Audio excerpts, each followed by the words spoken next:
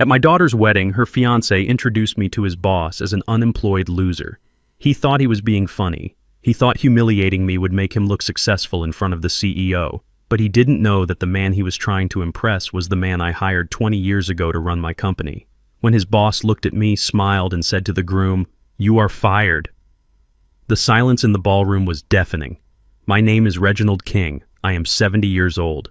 If you are watching this video, please like and subscribe to my channel and tell me in the comments if you have ever been underestimated because of how you look. I want to know your story. The air conditioning in the ballroom of the Grand Plaza Hotel was set to freezing, but sweat was already beading on my future son-in-law's forehead. Preston Sterling was a man who lived his life loud, fast, and entirely on credit. He stood in the center of the room, his white tuxedo gleaming under the crystal chandeliers, looking like a prince in a fairy tale he couldn't afford. I stood in the shadows near the kitchen entrance, wearing the only suit I had kept in my closet, a charcoal gray wool blend from the 90s that smelled faintly of mothballs and cedar. I watched my daughter Nia glowing in a dress that cost more than the down payment on my first house. She looked happy, but her eyes were darting around nervously, checking on Preston, checking on the guests, checking on me. She was ashamed. I could feel it in the way she hesitated to bring her friends over to introduce them to her father. To her and to everyone in this room, I was just Reggie, the old man who lived in a wooden cabin on the edge of town, drove a rusted Ford truck, and spent his days fishing. Preston waved me over. His gesture wasn't inviting. It was a summons. He was sitting at the VIP table, the table reserved for the most important people in his world. Seated there was a man I knew very well, though he hadn't seen me in 5 years.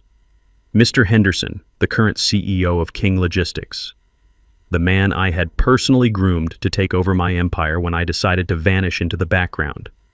"Come here, Reggie," Preston shouted, his voice booming over the jazz music. "I want you to meet someone." I walked over slowly. My knees ached, a reminder of 40 years spent loading cargo trucks before I owned the fleet. As I approached the table, Preston stood up and wrapped a heavy arm around my shoulder. It felt like a yoke. He smelled of expensive scotch and arrogance. "Mr. Henderson," Preston said, his voice dripping with a false, oily charm. "I want you to meet my father-in-law, Reginald.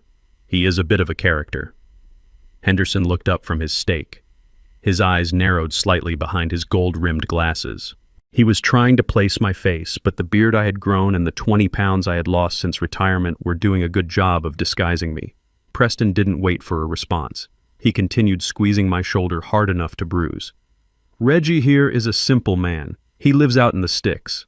Unemployed for years, actually. We try to help him out where we can, throw him a bone. But honestly, he is a bit of a loser. I told Nia we had to invite him out of pity. Can you believe he drove a truck here that sounds like a lawnmower?" A few people at the table chuckled nervously. Nia, who was standing a few feet away, dropped her gaze to the floor. She didn't defend me. She didn't say a word. She just let her husband reduce her father to a charity case to score points with his boss. I felt a cold fire ignite in my chest. It wasn't anger, it was clarity. For months I had suspected Preston was not who he claimed to be. I knew he was a regional sales director at my company, but his lifestyle didn't match his salary. The penthouse, the sports car, this wedding that cost $200,000.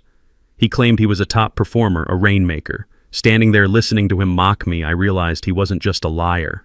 He was a fool. I looked at Henderson. The CEO was no longer eating.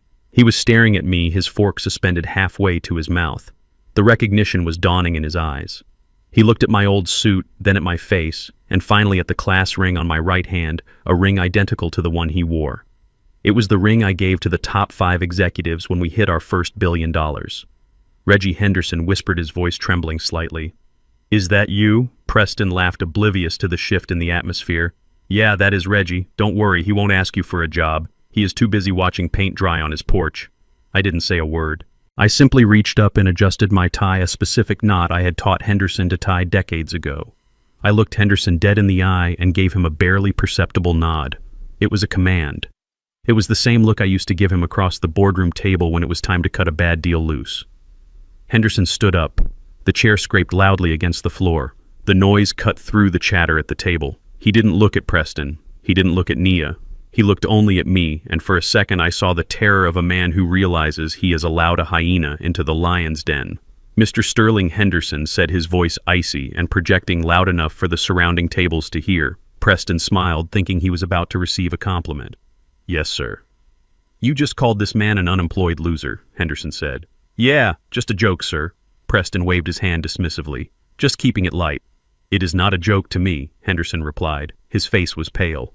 "This man is not unemployed, and he is certainly not a loser. He is the reason you have a job, or rather the reason you had a job." The smile slid off Preston's face like grease. "What?" "You are fired," Preston Henderson said, slicing the air with his hand. "Effective immediately. You are fired for gross misconduct, lack of judgment, and quite frankly for being an idiot." The music seemed to stop. The clinking of silverware ceased.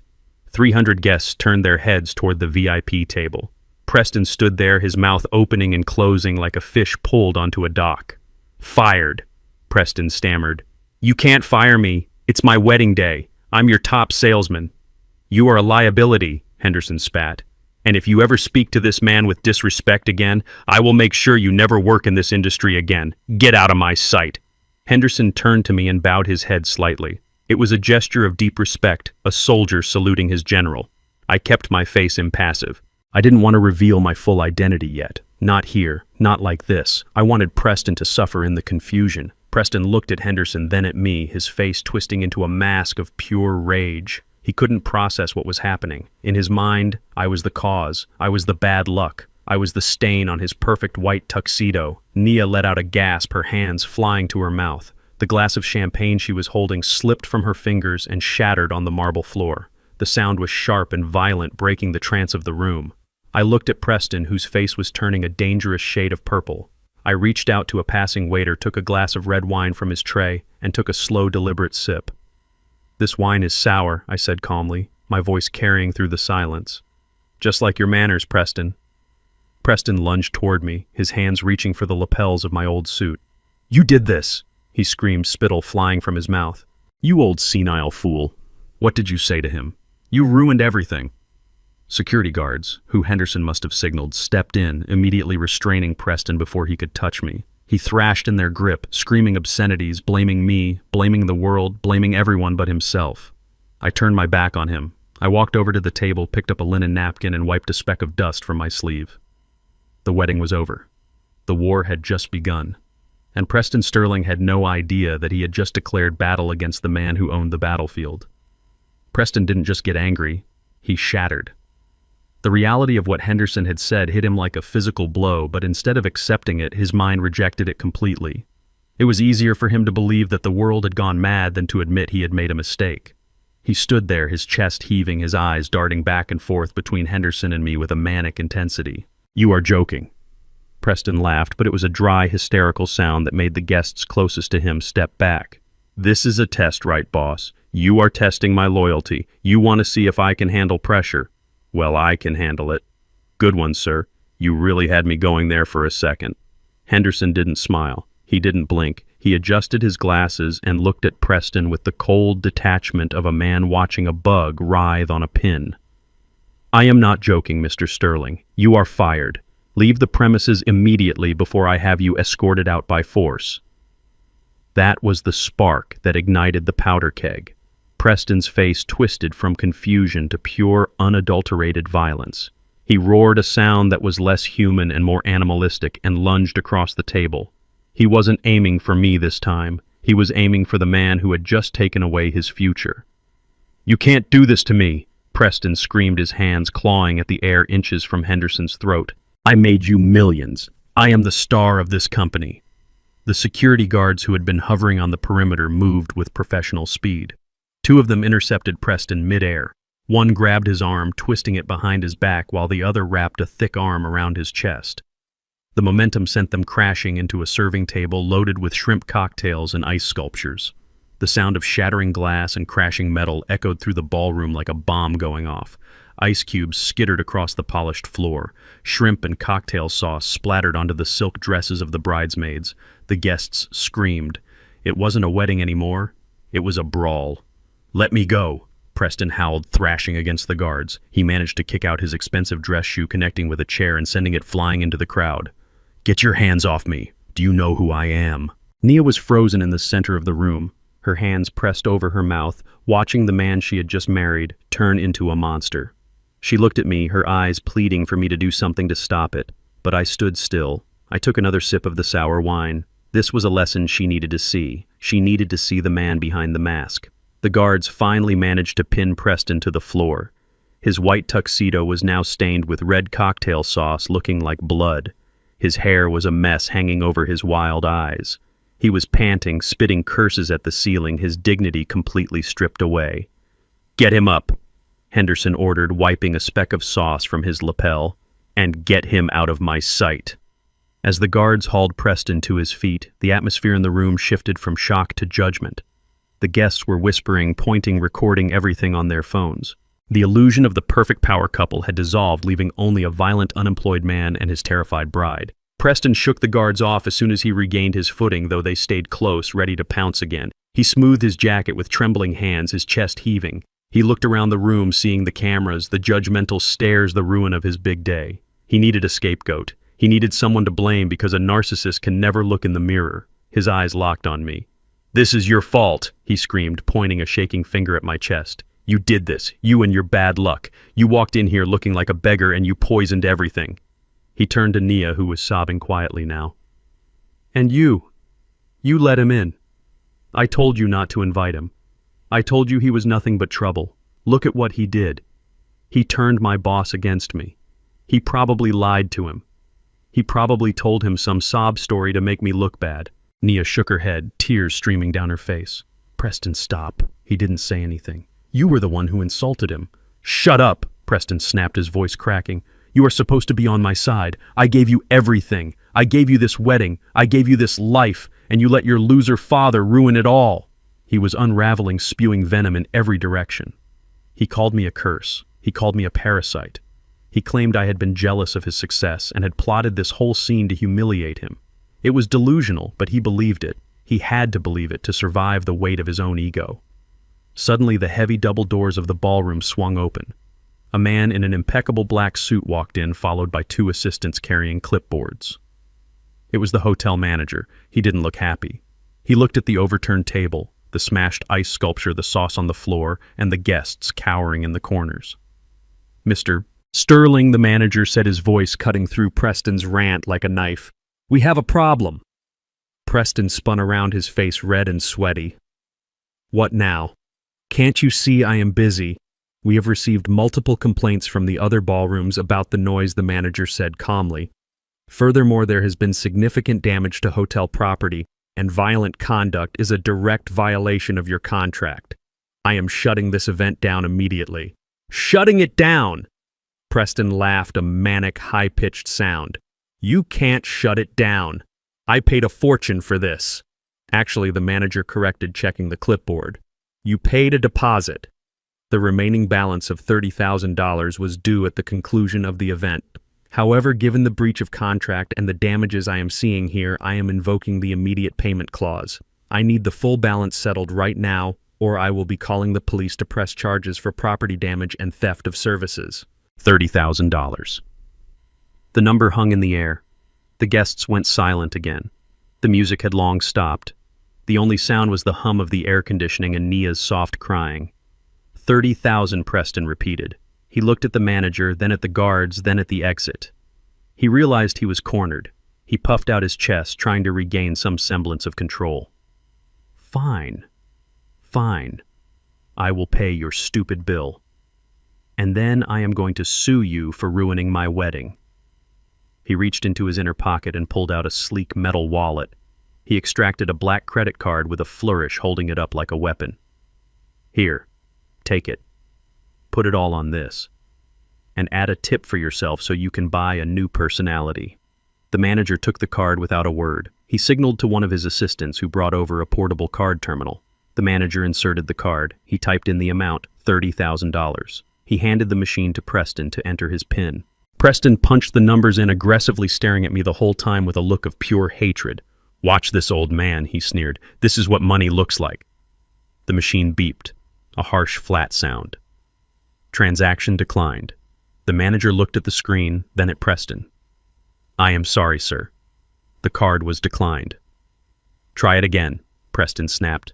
"It's a platinum card. It has no limit." The manager tried again. Beep. Declined. Preston's face went pale. He snatched the wallet back and pulled out another card. "Try this one." Beep. Declined. A third card. Beep. Declined. Preston was sweating profusely now. He was tapping the machine, shaking it as if he could force the money to appear. "There must be a mistake. The system is down. Call the bank."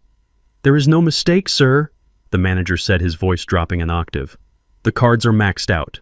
Or frozen. Do you have another form of payment?" Preston looked at Nia. "Do you have your card?" Nia shook her head. "You told me to leave my purse in the suite. I don't have anything on me." Preston looked around the room. His friends were looking at the floor. His parents were nowhere to be seen. He was alone, completely and utterly alone, with a $30,000 debt hanging over his head and the threat of jail time closing in. Then his eyes landed on me again. He stared at me, and a twisted idea formed in his desperate mind. He walked over to me, invading my personal space, his breath hot and smelling of desperation. "You," he hissed. "You pay it." I looked at him calmly. "Excuse me."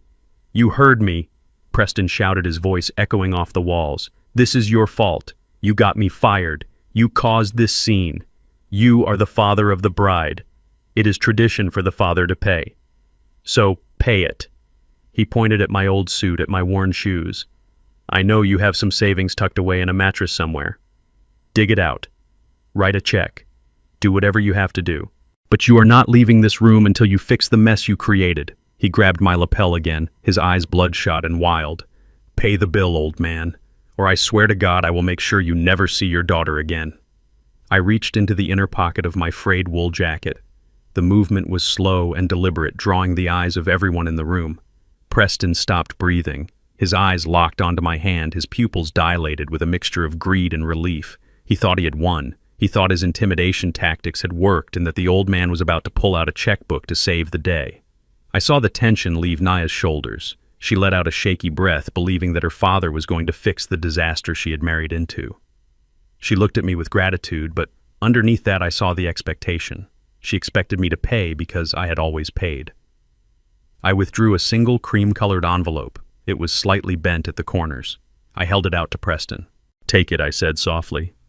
Preston snatched it from my hand like a starving dog grabbing a bone. He didn't even say thank you. He tore the flap open, his fingers shaking, looking for the check that would clear his debt and restore his ego. He pulled out the contents. It wasn't a check, it wasn't cash, it was a greeting card. A simple card with a picture of a sailboat on the front. Preston stared at it. He flipped it over. He shook the envelope upside down, hoping something else would fall out. Nothing did. He opened the card and read the handwritten message inside. I had written it that morning while drinking my coffee. "Independence is the greatest gift a father can give. Congratulations on your new life." Preston looked up at me, his face contorted in disbelief. "Is this a joke?" he spat, throwing the card onto the floor. "Is this some kind of sick joke? I need $30,000 and you give me a Hallmark card. It is not a joke." I replied, my voice steady. "It is a lesson." "You said you are a self-made man, Preston. You said I was a loser. A loser cannot help a winner. You are on your own." Nia rushed forward, grabbing my arm. Her nails dug into my sleeve. "Daddy, please, you can't do this. The manager is going to call the police. They are going to arrest him. Please, just pay it. I know you have savings. I know you have the money from Mom's life insurance. Just give it to him. Do it for me."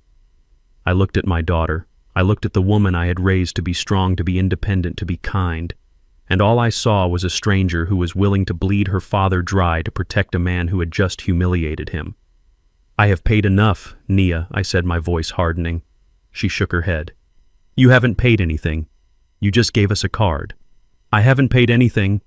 I repeated, a bitter laugh escaping my lips. "Let me refresh your memory, daughter. Who do you think paid off the loan on your red Audi last year when Preston forgot to make the payments for 4 months? It wasn't the bank being nice. It was me." Nia froze. Her eyes went wide. "Who do you think put up the down payment for that condo in downtown Atlanta you two brag about owning?" I continued, my voice rising just enough to carry over the whispers of the crowd. You told everyone it was Preston's bonus. Preston told everyone he was a real estate genius, but I wrote that check. I sent it anonymously to the closing attorney so you wouldn't lose the deal. Preston stepped back looking like he had been slapped. He knew. He had always suspected, but he had never wanted to admit that his lifestyle was subsidized by the man he despised. And the credit card debt, I added, looking directly at Preston. The $50,000 you racked up on online gambling last Christmas. You told Nia you won a lottery scratch-off to pay it back. There was no lottery. I paid the bookie because I didn't want men with baseball bats showing up at my daughter's door. I stepped closer to them. I have spent $200,000 in the last 2 years cleaning up your messes. I did it from the shadows because I wanted you to have dignity. I wanted you to have a chance to stand on your own feet. But today, you showed me that you don't want dignity. You want a servant. You want an ATM. Nia was crying openly now, her makeup running down her face. Daddy, stop. Please stop. Everyone is listening. You are embarrassing us. I am not embarrassing you, I said coldly. You embarrassed yourselves. You introduced me as a loser. You introduced me as a burden. Well, congratulations. The burden is gone, and so is the bank. Preston wiped the sweat from his face, his eyes darting around the room like a trapped animal. He saw the security guards moving closer. He saw the manager tapping his watch. He needed a lifeline, and he realized he had one card left to play. Nia, he barked, use the emergency card. The one your dad gave you for medical emergencies. It has a high limit. Use it. Nia looked at me, then at Preston. She hesitated. Do it, Preston screamed. Or I am going to jail. Nia reached into her purse. She pulled out a small silver credit card. It was a supplementary card linked to one of my private accounts. I had given it to her 5 years ago, telling her it was for life or death situations only. She had never used it, until now. She walked toward the manager, her hand trembling. Here, she said, her voice barely a whisper. Try this. I didn't move to stop her. I didn't grab her hand. I simply reached into the pocket of my trousers and pulled out my phone. It wasn't a smartphone. It was an old, rugged brick phone that I used for secure communications. It looked like a relic, something a construction worker would use in the early 2000s. Preston saw the phone and let out a laugh. Look at that. He is calling for help on a dinosaur. I didn't look at him. I dialed a short code. *99#. It was a direct command to my banking mainframe, a kill switch I had programmed for this specific account. I pressed send. The manager took Nia's card. He swiped it. He waited. I watched the machine. I watched the red light blink. Declined, the manager said. Nia gasped. That is impossible.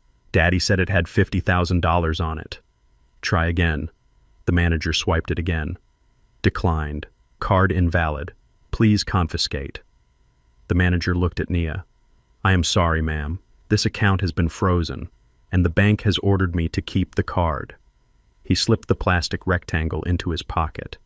Nia turned to me, her face a mask of betrayal. Daddy, what did you do? I put the brick phone back in my pocket. I patted the side of my leg. I cut you off, Nia, I said. You chose him. You chose the man who mocks your father. You chose the man who spends money he doesn't have. You chose the man who values appearance over character, so you can deal with the consequences together. That is what marriage is. Preston roared in frustration and tried to rush me again, but the security guards were ready. They slammed him against the wall, handcuffing him before he could take 2 steps. That is assault, Preston screamed as they dragged him toward the door. I will sue you.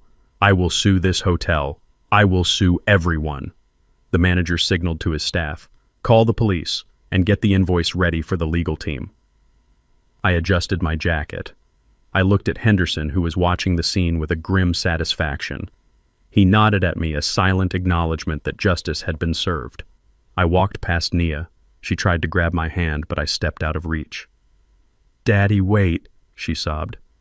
How are we going to get home? They took the car keys.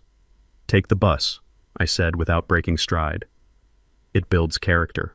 I walked out of the ballroom, the heavy doors swinging shut behind me, cutting off the sound of Preston's screaming and my daughter's crying. I walked through the lobby and out into the cool night air. My rusted Ford truck was waiting for me in the valet line, parked right next to the Bentleys and Mercedes. The valet boy looked at me holding my keys. Ready to go, sir? He asked.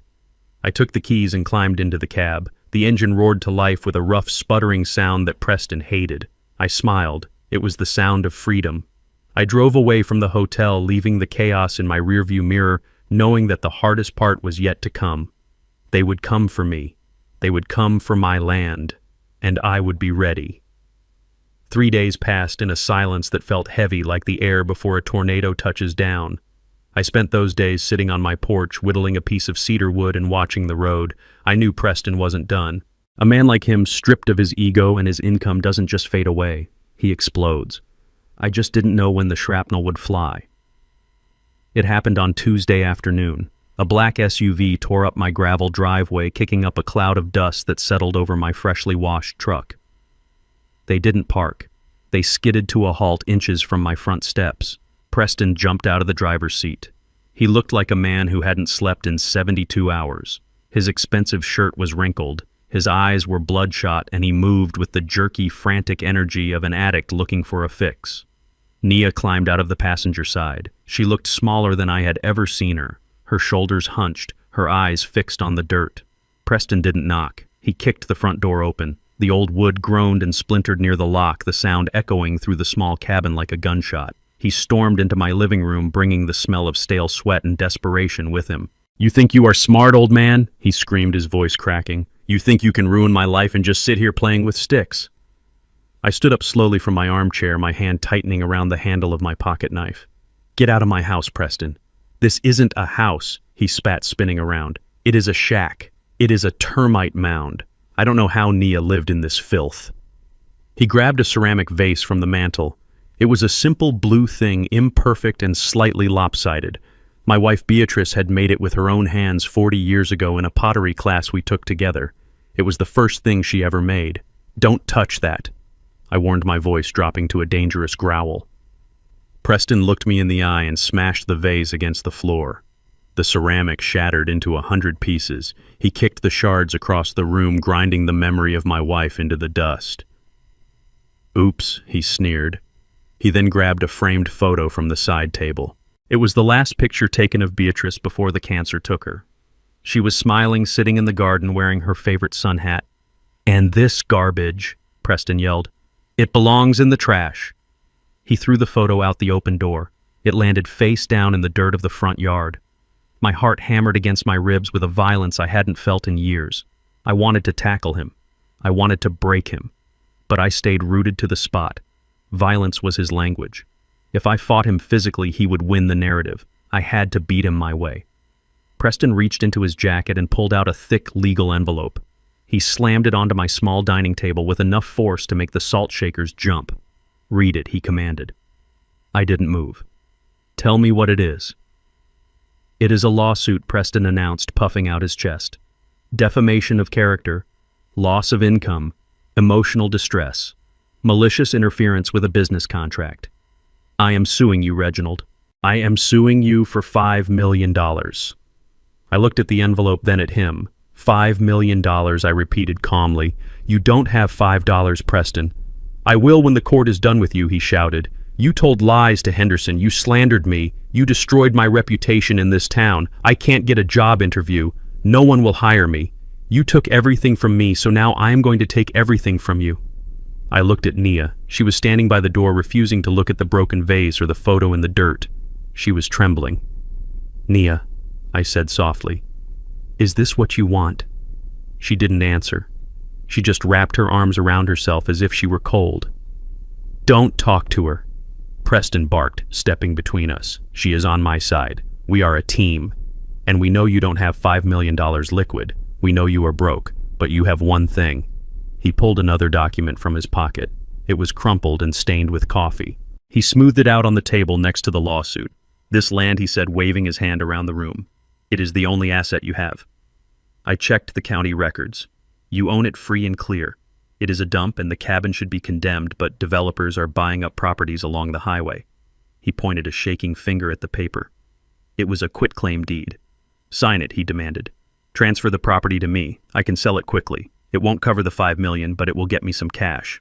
It will get the bookies off my back and pay for a lawyer to go after Henderson." I walked over to the table and looked down at the deed. He wanted my home. He wanted the place where I had raised my daughter, the place where I had nursed my wife, the place where I had found peace away from the noise of the corporate world. "You want me to sell my home to pay for your gambling debts?" I asked. "It is not a home." Preston screamed, his face turning red. "It is a patch of dirt with a roof. Look at it. It is pathetic. Just like you. Sign the paper, Reggie.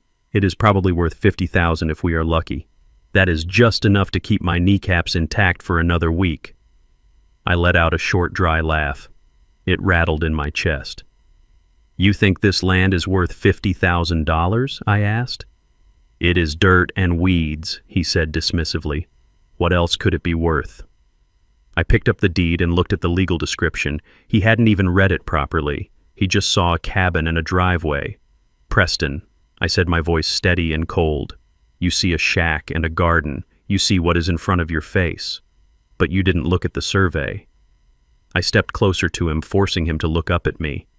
"This cabin sits on 50 hectares of land," I revealed. "I bought the surrounding parcels 40 years ago when everyone said the highway would never come this far out. I own the timber rights. I own the mineral rights. And last year, the city rezoned this entire sector for commercial development." Preston's eyes bulged. His mouth fell open. "This land isn't worth $50,000, I said. "It is appraised at $12 million. The silence that followed was absolute. Even Nia looked up, her eyes wide with shock. Preston stared at me and then looked around the cabin with a new expression. The disgust was gone, replaced instantly by a ravenous, desperate greed. He looked like a starving wolf that had just stumbled upon a slaughterhouse. "$12 million, he whispered. "You are sitting on $12 million and you live like this. You drive that piece of junk truck and wear these rags when you have $12 million in the dirt."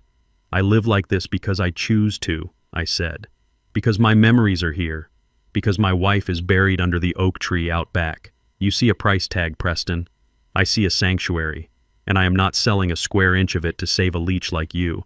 Preston's shock morphed back into rage, but this time it was fueled by envy. He snatched a pen from his pocket and shoved it into my chest. "Sign it," he hissed. "Sign it right now. You owe us. You owe Naya. You have been hoarding this wealth while we struggle. It is selfish. It is evil. Sign the paper, old man, or I swear I will burn this place to the ground with you in it." "No," I said. Preston threw the pen across the room. It bounced off the wall and landed in the fireplace. He paced back and forth, running his hands through his hair, muttering to himself. He looked at the lawsuit, then at the deed, then at me. He realized he couldn't force me physically, not without crossing a line he wasn't ready for yet. But his eyes lit up with a malicious idea. He pulled out his phone. "Fine. You want to play hardball. You want to keep your precious sanctuary. Let us see how much you love it when it is condemned."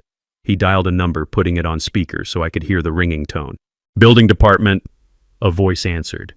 "Yes, I want to report a severe code violation," Preston said, his voice smoothing into a fake tone of concern. "I am at 404 Pine Road. The structure is unstable. The foundation is rotting and there is exposed wiring throughout the house. It is a fire hazard. I am very worried it is going to collapse on the elderly occupant." He looked at me and winked. "Yes, I am a concerned relative," he continued. "Please send an inspector immediately. It needs to be condemned. It needs to be demolished for safety reasons." He hung up the phone and smiled at me, a cruel, twisted grin that showed all his teeth. "You won't sell it." "Fine. Then I will have the county tear it down. Let us see how much your $12 million land is worth when your house is a pile of rubble." "We are leaving, Nia." He grabbed my daughter by the arm and dragged her toward the door. "Enjoy your last night in your shack, old man," he called out over his shoulder. "The bulldozers are coming." The heavy tires of the municipal truck crunched on the gravel, signaling the arrival of the executioner Preston had summoned. I watched from my rocking chair as the white pickup truck stopped next to Preston's black SUV. The contrast was stark. The city vehicle was dusted with work and utility, while Preston's car screamed of leased luxury and debt. The building inspector stepped out. He was a man who carried his authority like a sledgehammer. He slammed the truck door shut and adjusted his belt, his eyes hidden behind dark aviator sunglasses. He marched toward the porch, ignoring the beautiful morning light filtering through the trees, focused entirely on the clipboard in his hand. Preston stepped forward to greet him, his face lighting up with vindictive glee. "Over here, officer. This is the property. As I told you on the phone, it is a hazard. The wiring is older than I am, and the foundation is basically mud. I am terrified it is going to collapse on my father-in-law." He pointed at me with a gesture that was half accusation, half mockery. Look at him. He sits there because he is probably afraid to move in case the floor gives way. We need an emergency condemnation order. We need it bulldozed before someone gets hurt.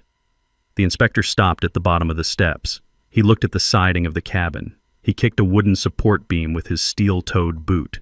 The wood held firm solid as the day I placed it, but the inspector made a show of shaking his head and scribbling something ominous on his pink form.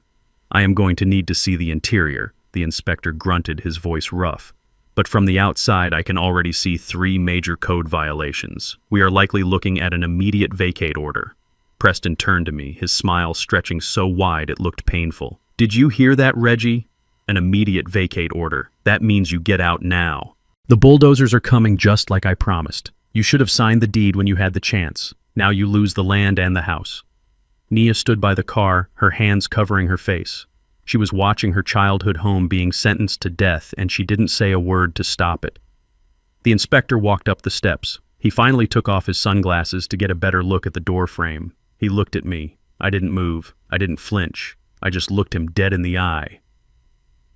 Name of owner.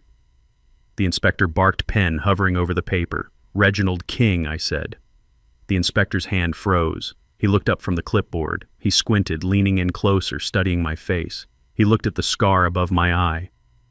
He looked at the way I held my hands. The aggression drained out of his posture like water from a cracked bucket. His jaw went slack. Mr. King, he whispered. Mr. Reggie King. That is me, I replied calmly. The inspector lowered the clipboard slowly. A look of absolute recognition and deep respect washed over his face. He took a step back, almost stumbling. I didn't know you lived here, sir, he said, his voice changing completely. It was no longer the voice of a bully. It was the voice of a man speaking to a legend. I haven't seen you since the groundbreaking of the West Side Park. My kids play on that playground every weekend. I nodded slowly. That is good to hear, Marcus. I remember you. You were the foreman on the drainage crew. You kept the project under budget. Preston let out a sound of pure confusion. He stepped between us, waving his hands. What is going on?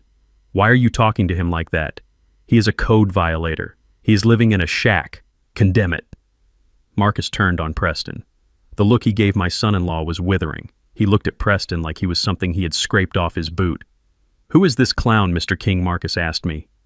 My son-in-law, I said. He seems to think he is an engineer today. Marcus laughed a short, sharp bark. He looked at Preston. Son, you have no idea who you are talking to. Mr. King didn't just build this cabin. He built half the infrastructure in this county. He privately funded the new wing of the hospital. He paid for the library renovation. If he says this house is safe, then it is the safest building in the state. Preston's face went purple. That is a lie. He is broke. He is unemployed. He bribed you. I will report you. Marcus stepped into Preston's personal space. He was a head taller and 50 pounds heavier. Excuse me, are you accusing a city official of corruption?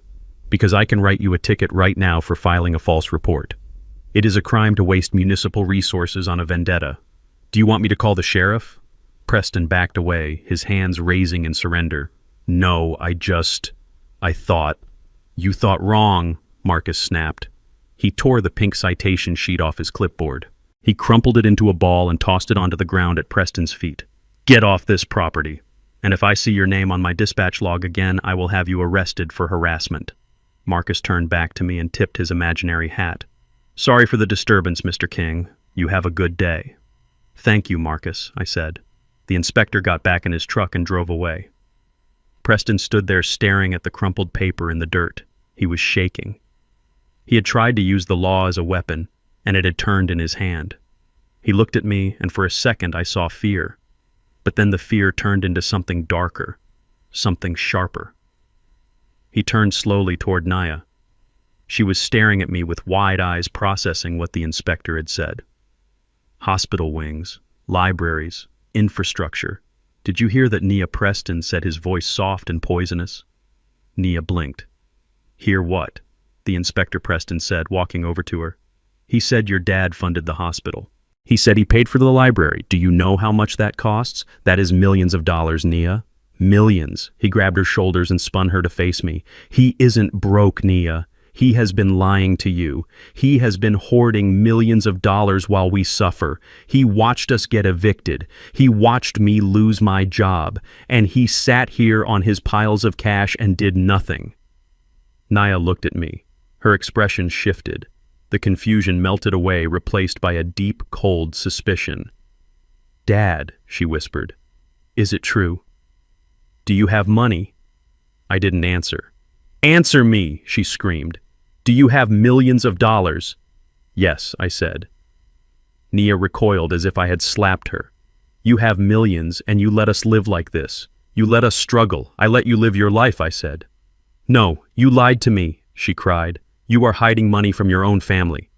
Preston was right. "You don't love us. You just love your money." She grabbed Preston's hand. "Let us go. I can't stand to look at him." Preston smirked at me as he led her to the car. He hadn't destroyed my house, but he had destroyed something far more important. He had turned my daughter against me. And as they drove away, I knew this wasn't over. It was just the beginning of a much dirtier war. The dust from their departure had barely settled when I began preparing for their return. I knew they wouldn't stay away. Greed is a powerful magnet, and now that they knew the magnet was $12 million strong, they would be back. Sure enough, the next morning the black SUV roared up the driveway again. This time Nia didn't wait for Preston to open her door. She stormed onto the porch, her face pale and drawn her eyes red from crying. Preston followed close behind, looking like a vulture circling a wounded animal. "Why did you do it?" Nia screamed, her voice raw. "Why did you let us struggle? Why did you let us get evicted? You have millions, Dad, millions, and you watched me cry over unpaid bills. You watched me stress about the wedding budget. Do you hate me? Is that it? Do you hate me that much?" I sat in my chair, my hands resting on my knees. I didn't hate her. I loved her enough to let her fail, which is the hardest kind of love there is. But she wasn't ready to hear that.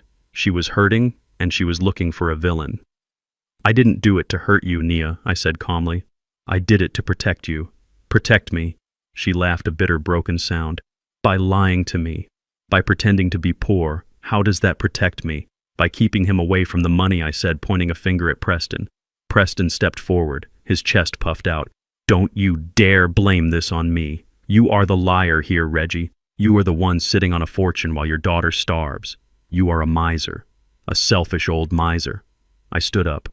I reached under my chair and pulled out a thick manila folder. I had compiled it over the last 6 months with the help of a private investigator. It was heavy. It thudded when I dropped it onto the small wooden table between us. "I am not the one starving her, Preston," I said. "You are." Preston looked at the folder. "What is that?" "More lies. It is the truth," I said. "Something you seem to be allergic to." I opened the folder. Papers spilled out. Bank statements, credit card bills, casino receipts, hotel invoices. "Nia, look at this," I commanded. Nia hesitated. She looked at Preston, who was suddenly very still. "Don't look at it, babe," Preston said quickly. "It is fake. He forged it, just like he lied about being broke." Nia looked at me, then at the papers. Curiosity won out. She picked up the top sheet. It was a credit card statement from 3 months ago. "This is your card, Preston," she said, frowning. "It says you spent $5,000 at the Diamond Club." She looked up. "That is a strip club. You told me you were at a sales conference in Chicago." Preston's face went white. "That is not mine. He stole my identity. Or he photoshopped it. You know technology these days. He is trying to frame me." I handed her another paper. "This is a promissory note," I said, "to a loan shark in Las Vegas. $200,000, Preston. You owe $200,000 in gambling debts. That is why you are desperate for my land. That is why you need cash now. Not for a house. Not for Nia. To save your own skin." Nia flipped through the pages. Her hands were shaking violently. There were receipts for jewelry she had never received. There were hotel bookings in town for nights he said he was working late. There were transfers to offshore betting sites totaling more than her annual salary. "Oh my God," she whispered. "A sapphire necklace. $4,000.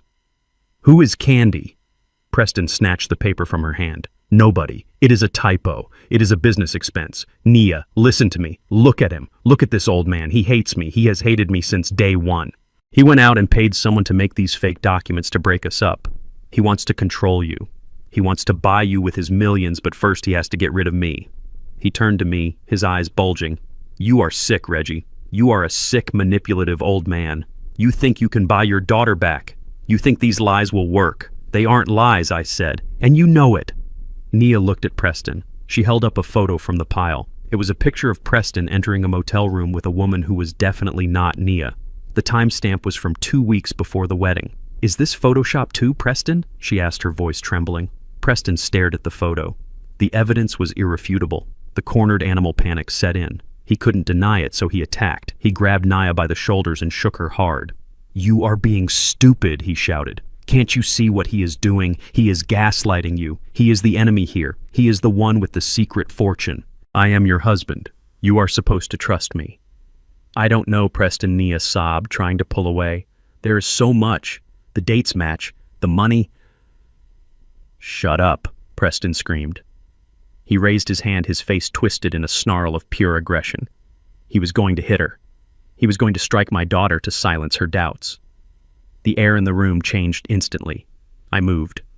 I didn't move like a 70-year-old man. I moved like the dock worker I used to be. I caught Preston's wrist in midair, inches from Nia's face. My grip was iron. I squeezed, digging my thumb into the tender tendons of his wrist. Preston gasped, his eyes snapping to mine. Let go, he grunted. I twisted his arm, forcing him to step back, forcing him to release Nia. I stepped between them, a wall of gray wool and rage. If you ever, I said, my voice low and vibrating with a deadly promise, raise your hand to my daughter again, you will not walk out of this house. Do you understand me? I shoved him backward. He stumbled, tripping over his own feet and crashing into the doorframe. He rubbed his wrist, looking at me with a mixture of fear and hatred. He had underestimated the old man again. Nia was crying, clutching the damning papers to her chest. She looked at Preston with horror, as if seeing him for the first time. Get out, I told him. Get off my property. Preston straightened his jacket. He looked at Nia, then at the papers, then at me. He regained a sliver of his bravado, the mask sliding back into place. Fine, he spat. I am leaving.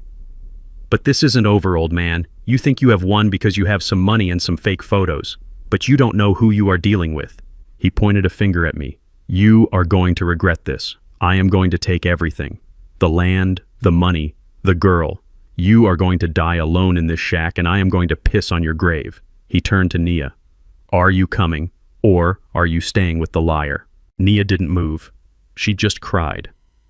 Suit yourself, Preston sneered. You will come crawling back when you realize he is just trying to control you.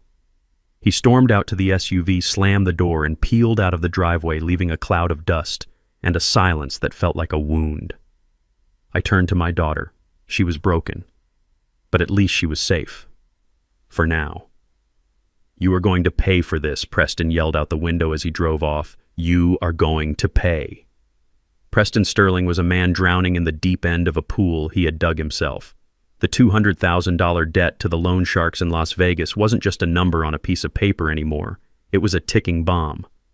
After I kicked him off my property, he didn't go to a hotel. He couldn't. His credit cards were frozen blocks of useless plastic. He parked his leased SUV, which was likely days away from repossession, in the back lot of a 24-hour diner on the edge of town.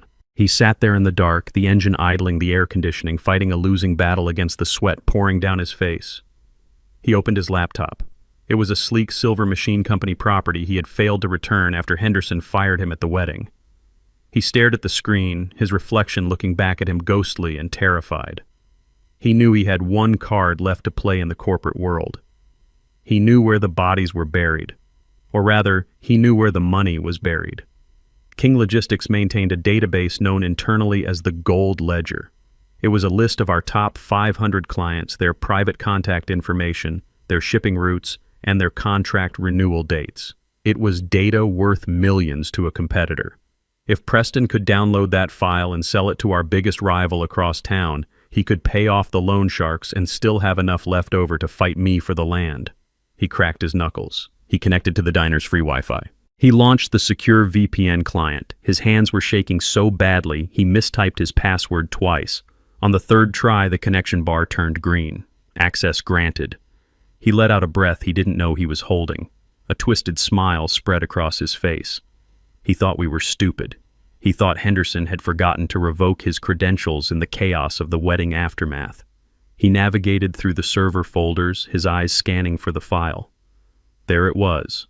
Gold Ledger Master XLSX. He clicked download. "I got you," he whispered to the empty car. "I got you all." The progress bar appeared on his screen. 10%, 20%. He was already calculating the payout.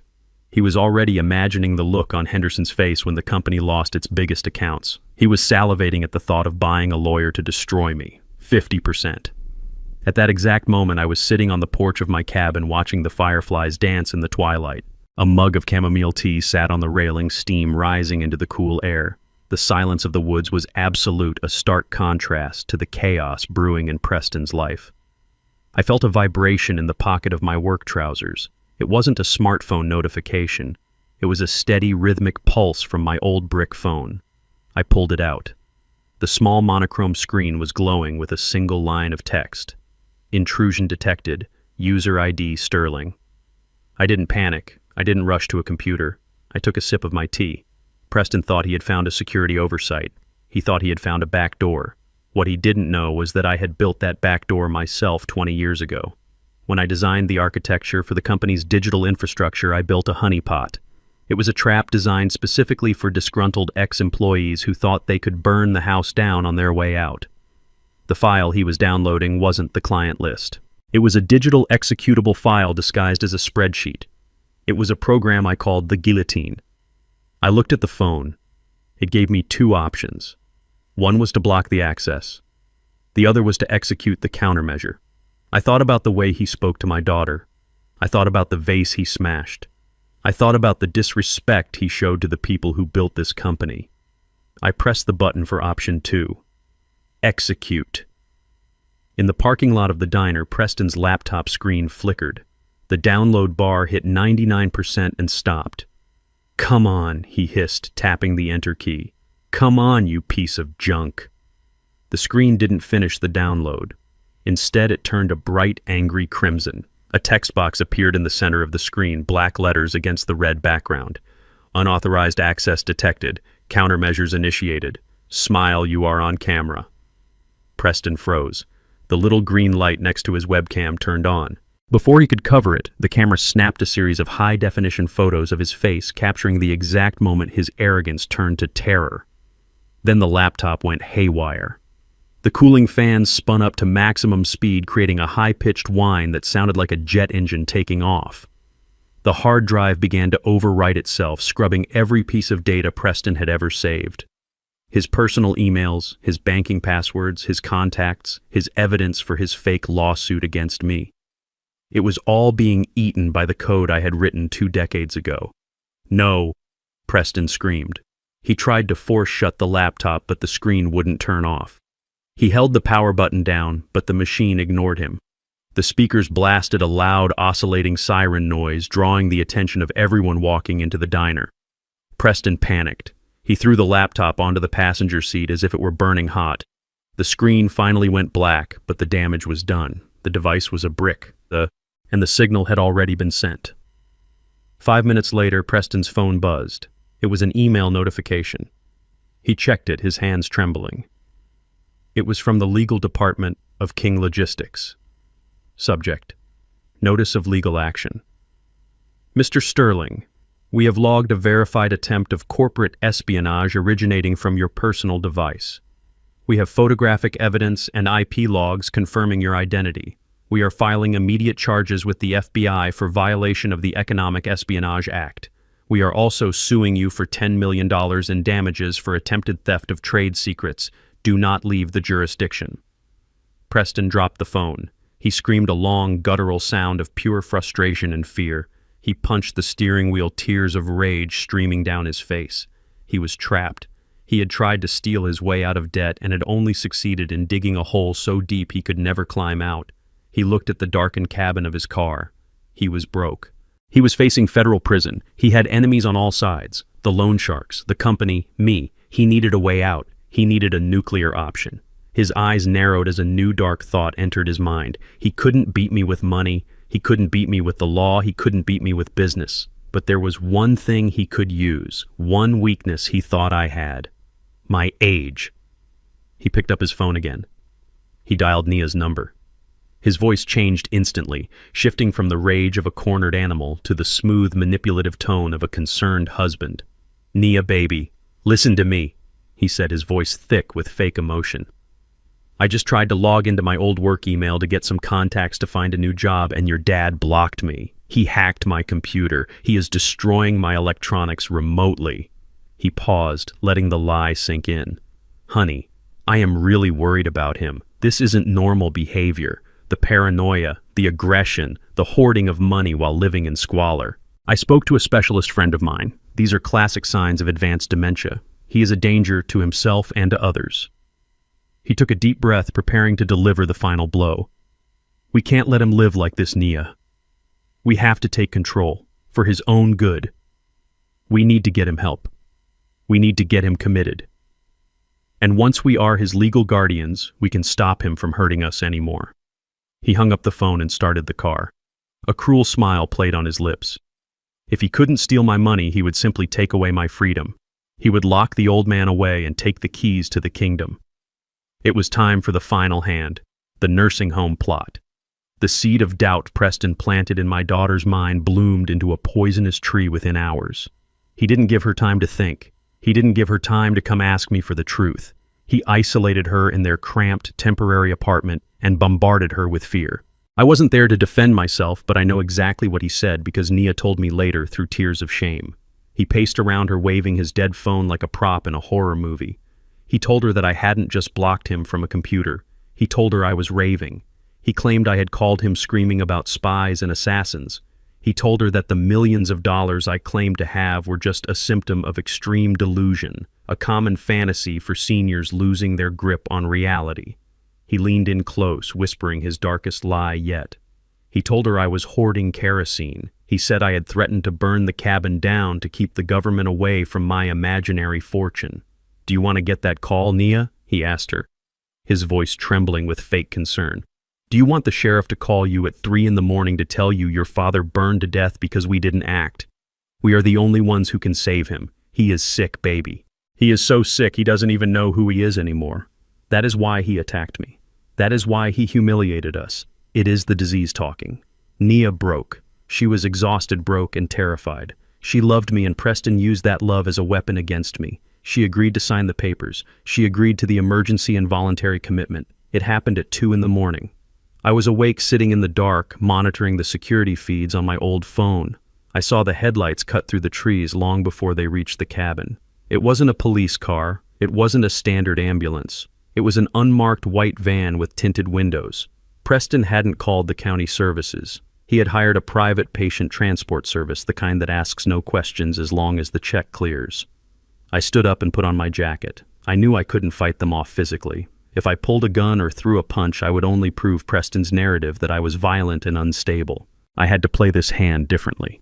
I reached into my safe and took out a small silver USB drive. I had prepared it days ago for a moment just like this. I slipped it into my palm, hiding it inside my sleeve. The front door burst open. No knock, no warning. 2 men in blue scrubs entered. They were the size of linebackers, their faces blank and professional. Preston walked in behind them holding a clipboard. Nia trailed at the back, her face buried in her hands, sobbing. "Mr. King," the first orderly said, stepping toward me. "We are here to take you to a safe place." I didn't move. I looked at Preston. "You are a coward, Preston. You can't win a fair fight, so you have to lock me away." Preston didn't look at me. He turned to Nia and held out the clipboard and a pen. "Sign it, honey. The doctor is waiting. We have to do this now before he hurts himself." Nia looked at me. Her eyes were wide with terror and sorrow. "Daddy, please. It is for your own good. You are not well." "We just want to help you." "I am perfectly sane, Nia," I said calmly. "And he is lying to you." "See?" Preston shouted, pointing at me. "He is paranoid. He thinks everyone is lying. Sign the paper, Nia. Do it now."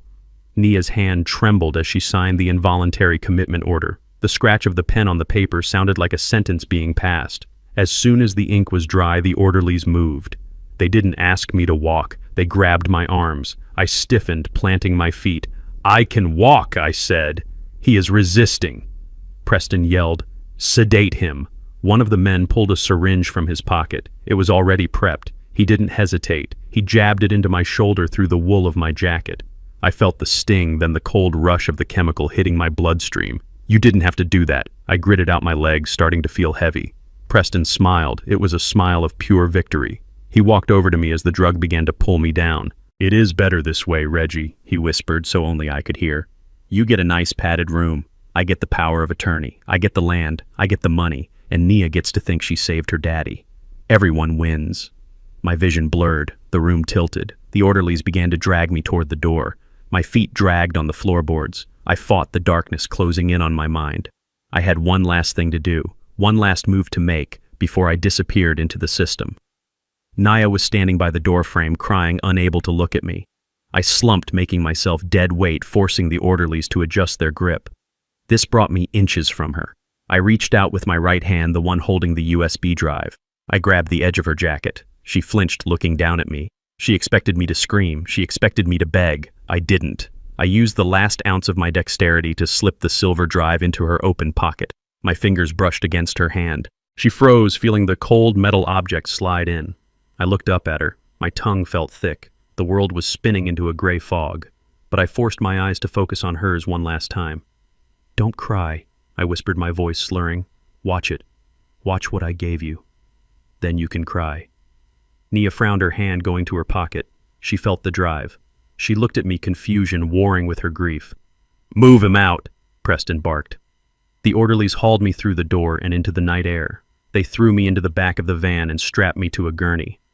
The last thing I saw before the heavy metal doors slammed shut was Preston putting his arm around Nia, comforting her for the crime he had just forced her to commit. The engine started. The van lurched forward. I closed my eyes, letting the sedative take me. I was going to a prison, but I had left the key behind. Preston thought he had buried me. He didn't realize he had just handed the shovel to the only person who could dig me out. I woke up to the smell of ammonia and stale urine. My head felt heavy, like it was stuffed with wet cotton, a lingering effect of the sedative they had forced into my veins. I tried to sit up, but my muscles were sluggish and unresponsive. I blinked, trying to clear the fog from my vision. I was in a room that was barely larger than a closet. The walls were painted a peeling, institutional green. There was a single metal cot bolted to the floor, a thin mattress, and a toilet in the corner that lacked a seat. There were no windows. The only light came from a fluorescent strip buzzing angrily on the ceiling behind a wire cage. This wasn't a hospital. It wasn't a care facility. It was a warehouse for the unwanted. It was a place where families sent their elderly problems to be forgotten.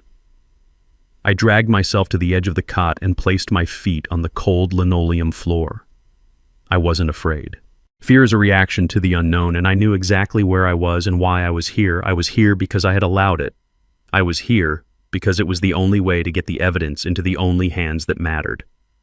Miles away in the living room of the cabin Preston had tried to condemn my daughter was staring at the small silver object in her hand. The house was silent.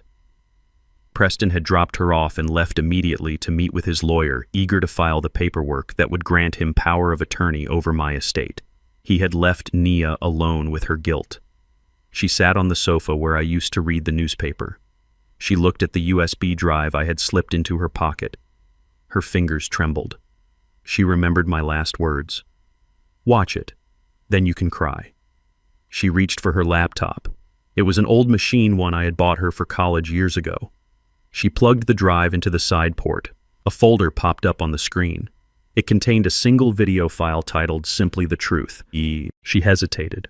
Her heart was pounding a frantic rhythm against her ribs. Part of her wanted to pull the drive out and throw it into the fireplace. Part of her wanted to believe the lie that Preston was her savior and I was the villain. But the doubt I had planted was a deep root. She moved the cursor and clicked play. The video player opened. The footage was from a hidden camera angle high up and wide.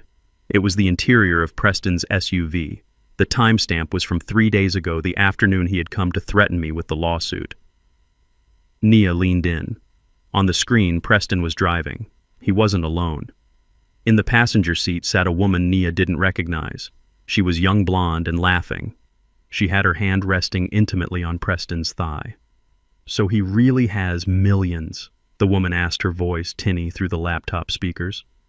$12 million in land alone, Preston replied, a smug grin plastered on his face, plus whatever cash he is hoarding. The old fool has been sitting on a gold mine while I have been dodging calls from collectors. And what about the wife, the woman asked. The daughter, does she know? Nia held her breath. She knows now. Preston laughed. But she is stupid. She is so desperate for love she believes anything I tell her. I told her the old man is crazy and she ate it up. She is weak. She is just like her father, pathetic and soft. The woman in the video giggled. So, what happens when you get the money? Preston took one hand off the wheel and squeezed the woman's leg. Once I get the power of attorney and sell that dirt, I am kicking Nia to the curb. I will give her a few $1,000 to shut her up and file for divorce. She is annoying anyway, always crying, always whining about her daddy. I am done with her. We take the cash, we buy a place in Miami, and we live like kings. Nia gasped. The air left her lungs. She watched as the Preston on the screen leaned over and kissed the woman a long, passionate kiss while driving the car her father had paid for. He is in a nursing home by the end of the week, Preston bragged to his mistress. And once he is locked up and medicated, nobody will ever listen to him again. He will rot in there, and we will be spending his fortune. Nia slammed the laptop shut. She couldn't watch anymore. She couldn't breathe. The scream that tore from her throat was raw and primal, a sound of pure agony. It wasn't just heartbreak. It was the shattering of her entire reality. I had been right. I had been right about everything. The gambling, the cheating, the theft. She had betrayed the only man who had ever truly loved her for a man who called her stupid and weak. She curled into a ball on the sofa, sobbing uncontrollably. She felt dirty. She felt used. She realized with a sickening clarity that she had signed the papers to imprison her own father based on the lies of a predator. The front door opened. Nia froze. She wiped her eyes frantically, but it was too late. Preston walked in. He was whistling. He held a bottle of champagne in one hand and a stack of legal documents in the other. He looked victorious. He looked like a man who had just won the lottery. "Honey, I am home," he called out cheerfully. "And guess what? The lawyer says we can expedite the property transfer. We are going to be rich by Friday." He stopped when he saw her. He saw the red eyes. He saw the open laptop on the coffee table. He saw the silver USB drive sticking out of the side. His smile vanished. The bottle of champagne lowered slowly to his side. The air in the room turned electric with tension. "What are you watching, Nia?" he asked, his voice dropping to a low, dangerous tone. Nia stood up. Her legs were shaking, but she stood. She looked at him, and for the first time she didn't see her husband. She saw a monster. "You are cheating on me," she whispered. Preston blinked. "Who told you that?" "Your crazy father." "I saw it," she screamed, pointing at the computer. "I saw you with her. I heard you. You called me stupid. You said you were going to dump me as soon as you got the money. You are stealing my father's land." Preston looked at the laptop. He didn't try to deny it. He didn't try to make up a lie. He dropped the champagne bottle. It didn't break. It rolled across the rug with a dull thud. He dropped the papers. He lunged forward. He grabbed the laptop with both hands and raised it above his head. With a roar of rage, he brought it down onto the corner of the heavy wooden table. The screen shattered. Plastic and glass flew across the room. He smashed it again and again until the device was nothing but twisted metal and wires. He ripped the USB drive out of the port and crushed it under his heel, grinding it into the floorboards. There he panted, staring at the debris. "Now you haven't seen anything. It is your word against mine. And who is going to believe a hysterical woman whose father is in the loony bin?" "You are insane," Nia cried, backing away toward the kitchen. "I am calling the police. I am going to get my dad out." Preston moved faster than she expected. He grabbed her arm and spun her around. He shoved her toward the bedroom. "You aren't calling anyone," he snarled. "You are going to stay right here. You are going to sit in that room and shut your mouth until the sale goes through. If you try to leave, if you try to call anyone, I will tell the doctors you are just as crazy as your old man. I will have you committed right next to him." He threw her into the bedroom and slammed the door. Nia heard the lock click. She pounded on the wood, screaming for him to let her out, but he just laughed. "Sit tight, wifey," he shouted through the door. "We are almost at the finish line." Back in my cell, the heavy steel door opened. A large orderly walked in. He held a cordless phone in his hand. He looked at me with dead eyes. "Call for you," he grunted. He held the phone to my ear. I couldn't move my arms fast enough to take it. "Hello?" I rasped, my throat dry. "Hello, Reggie." Preston's voice chirped in my ear. How is the vacation? Is the food good? You won't get away with this, Preston, I said. I already have, he replied. I am at the cabin. I have the deed. And I have Nia. She found your little movie, by the way. She didn't like it. But don't worry, I took care of her. She is locked in her room for her own safety. Just like you. My hand clenched into a fist. If you hurt her... What are you going to do, Reggie? He interrupted. You are locked in a box. You are powerless. You are nothing. I have the land. I have the girl. And you are going to rot in there until you die. Goodbye, old man. The line went dead. The orderly took the phone back and walked out the lock, engaging with a heavy clank behind him. I sat in the silence of my prison. Preston thought he had won. He thought the game was over. He didn't know that I wasn't trapped in there with him. He was trapped out there with me. I looked at the door handle. It was a simple pin tumbler lock. I reached into the hem of my trousers and pulled out a thin, stiff piece of wire I had concealed days ago. It was time to check out. I waited until the heavy footsteps of the orderly faded down the hallway before I moved. I pulled the piece of stiff wire from the hem of my trousers. It was a simple thing, a scrap of metal I had scavenged days ago, anticipating a moment like this, but in the hands of a man who had spent 40 years fixing engines and unjamming conveyor belts, it was a master key. I knelt by the door. The lock was a standard commercial-grade deadbolt, strong against force, but weak against finesse. I inserted the wire feeling for the tumblers. I closed my eyes. I didn't need to see. I needed to feel. I visualized the internal mechanism, the springs, the pins. 1 click, 2 clicks. I applied a slight torque with my thumb. The third pin resisted, gritty and stubborn, but I coaxed it upward. The cylinder turned with a soft metallic groan that sounded like freedom. I pushed the door open just an inch. The hallway was dim lit by flickering fluorescent tubes that hummed with the sound of neglect. The orderly was sitting at a station about 20 feet away, his back to me, scrolling through his phone with his feet propped up on the desk. He was big, a wall of muscle, and fat, the kind of man hired for intimidation rather than care. I slipped out of the room, my socks silent on the cold linoleum. I didn't run. Running attracts attention. I walked with a predator's stalk, closing the distance before he even knew the air in the room had shifted. He must have sensed me at the last second. He spun his chair around, dropping his phone. "Hey!" he shouted, starting to rise. "Get back in your room, old man!" He reached for the taser on his belt. He was slow. He was confident. He saw gray hair and wrinkles and assumed I was frail. He didn't see the man who had built an empire with his bare hands. He didn't see the man who had loaded cargo ships in the freezing rain until his muscles turned to steel cable. I didn't stop. I stepped inside his reach as he lunged for me. He tried to grab my throat. I slapped his hand away and drove my fist into his solar plexus. It wasn't a wild swing. It was a short piston-like strike fueled by 70 years of gravity and rage. The air left his lungs in a wet wheeze. He doubled over. I didn't give him time to recover. I grabbed the back of his neck with one hand and his belt with the other, using his own momentum to slam him face first into the desk. His head bounced off the laminate surface with a sickening thud. He slid to the floor, groaning, clutching his face. "Stay down," I growled, my breathing even and steady. I grabbed his keys from his belt. I didn't look back. I walked down the corridor, my stride lengthening. I passed other rooms, hearing the soft cries of the people trapped inside, and I promised myself I would burn this place to the ground, legally speaking, once I was done. I reached the end of the hall and found the heavy oak door marked Administration. I didn't knock. I used the master key I had taken from the orderly and threw the door open. The office was plush, a stark contrast to the cells in the back. Persian rugs, mahogany furniture, the smell of expensive cigars. Sitting behind the desk was the director, a man named Dr. Eris. He was counting a stack of cash, likely the bribe money Preston had paid him. He jumped up, scattering the bills across the desk. "Who are you?" he demanded, his eyes wide. "How did you get out?"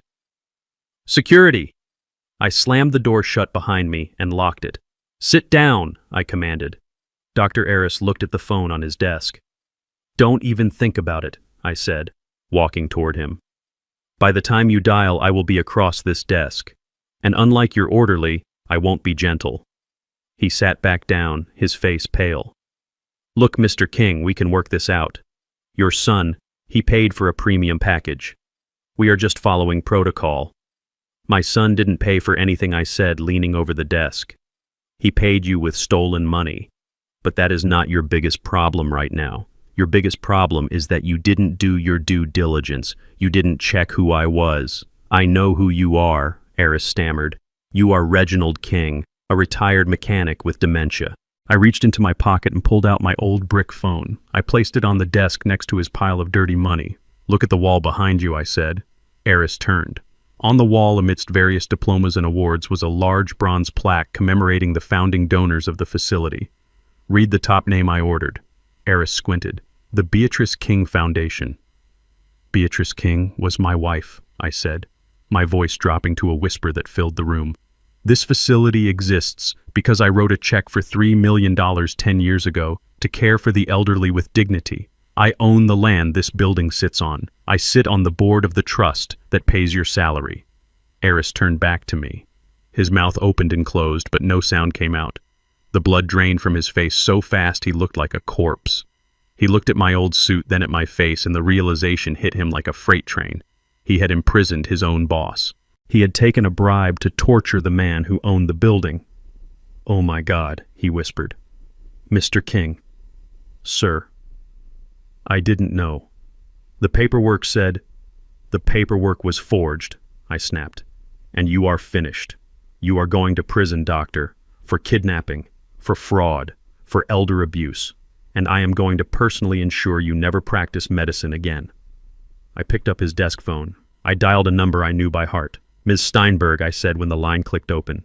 "It is time.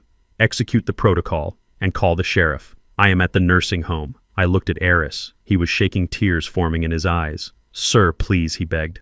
"I have a family." "So do I said coldly. "And my family is currently being held hostage by a psychopath because you helped him. Get up." I marched him out of the office and through the front lobby. The receptionist stared in shock as I shoved the director through the automatic glass doors. We stepped out into the cool night air. The scene outside was a symphony of power. The gravel driveway was filled with vehicles, but they weren't police cars. Not yet. They were 3 black Rolls-Royce Phantoms, their engines idling with a low, menacing purr. The King Logistics logo was discreetly embossed on the doors. Standing by the lead car was Ms. Steinberg, my chief legal counsel, a woman who could cut a man in half with a contract clause. Behind her were 6 men in dark suits. They weren't just drivers, they were my personal security detail men I had hired from Special Forces units to protect my shipments in war zones. Ms. Steinberg stepped forward. She didn't look at Eris. She looked at me. "Mr. King," she said, handing me a fresh tablet and a clean jacket. "The sheriff is 5 minutes out. We have the warrants prepared." "Good," I said. I turned to Eris, who was staring at the fleet of cars with his jaw on his chest. "Wait here for the police," I told him. "If you move, my associates will detain you. And they are not as patient as I am." I walked to the lead Rolls-Royce. The driver, a man named Marcus, who had been with me for 15 years, opened the rear door. "Where to, sir?" Marcus asked. I looked toward the horizon, toward the woods, where my cabin stood, where my daughter was trapped, where Preston was celebrating a victory he hadn't earned. I adjusted my new jacket. I felt the strength returning to my limbs. The old man was gone. The CEO was back. "Go to my house, Marcus," I said, stepping into the leather interior. "We have to take out the trash." The air inside the cabin was thick with the smell of stale sweat and impending violence. Preston Sterling had crossed the line from desperate to deranged. He paced the small living room, a serrated steak knife gripped tightly in his sweating hand. He had ripped the phone cord from the wall. He had locked the front door. He had trapped my daughter in the very sanctuary I had built to protect her. Nia sat at the wooden dining table, her body trembling so violently the chair rattled against the floorboards. The quitclaim deed lay before her, smoothed out but stained with her tears. Preston slammed his hand down on the table, making her jump. "Sign it!" he screamed, his voice cracking with hysteria. "Sign his name. You have his power of attorney now. You can sign for him. Do it." "I can't," Nia sobbed, her hands covering her face. "It is illegal. He didn't agree to this. You had him committed." "He is gone," Nia Preston roared, leaning over her. "He is in a hole. He is never coming out. He is rotting in that cell, and he is going to die there. We are the only ones left. We need this money. The sharks are coming for me, Nia. Do you understand? They will break my legs. They will hurt you. He grabbed a handful of her hair and yanked her head back, forcing her to look at him. He brought the knife up, pressing the cold, jagged metal against the soft skin of her throat. A single drop of blood welled up under the blade. Sign the paper. He hissed, his eyes wide and bloodshot. Sign it, or I swear to God I will cut you. I have nothing left to lose. I will kill you and tell the police your crazy father broke out and did it. They will believe me. Everyone believes me. Nia whimpered, reaching for the pen with a shaking hand. She was going to do it. She was going to sign away her heritage to save her life. She touched the pen to the paper. At that moment, the world outside the cabin exploded with light. High-intensity beams cut through the thin curtains, flooding the room with a blinding white glare. The gravel driveway crunched under the weight of heavy, precision-engineered tires. It wasn't just one car, it was a fleet. Preston froze, the knife still pressed against Nia's throat. "Who is that?" he whispered, squinting against the light. "Is it the police?" He dragged Nia up from the chair, using her as a human shield, turning her toward the door. "Don't move," he warned her. "If they come in, you bleed." The front door didn't just open, it disintegrated. A single thunderous crash shook the foundations of the cabin as the lock, the frame, and the wood shattered inward. Splinters flew through the air like shrapnel. Two figures dressed in tactical black burst into the room. They moved with a speed and fluidity that the human eye struggled to follow. They weren't police. They were my personal extraction team men who had cleared rooms in war zones before they ever put on a suit for King Logistics. Preston tried to scream, tried to tighten his grip on the knife, but he was fighting gravity and professionals. The first guard struck Preston's wrist with a baton, a sickening crack echoing through the room. The knife clattered to the floor. The second guard swept Preston's legs, driving him into the hardwood floor face first. Nia screamed and scrambled backward, crashing into the wall. "Stay down," the guard barked, pressing a knee into the center of Preston's back. Preston howled in pain and confusion. "Who are you? What is happening?" Then silence fell over the room. The dust from the door settled. The guard stepped aside, creating a path. I stepped through the broken doorway. I was no longer wearing the moth-eaten wool jacket or the stained work trousers. I was wearing a bespoke Italian suit, charcoal gray, cut to perfection. My shoes were polished to a mirror shine. A silk tie was knotted precisely at my throat.